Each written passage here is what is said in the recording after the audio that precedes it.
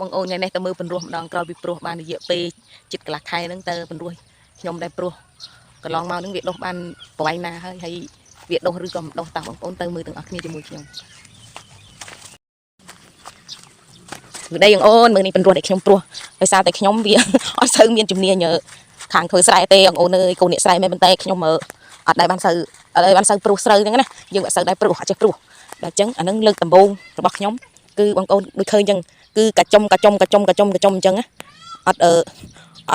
គឺទឹកមើលទឹកដឹងថានេះអត់ចេះព្រោះហ្មងដុះអញ្ចឹងតែបើគេចេះព្រោះគេអត់ព្រោះកដុំដូចខ្ញុំអញ្ចឹងទេគេព្រោះស្មើដៃដោយសារយើងអត់ចេះចាប់ស្រូវបាច់ឲ្យស្មើដៃដល់អញ្ចឹងទៅលទ្ធផលចេញមកគឺកដុំអញ្ចឹងឯងប៉ុន្តែធ្វើម៉េចវាចាំបាច់ត្រូវតែ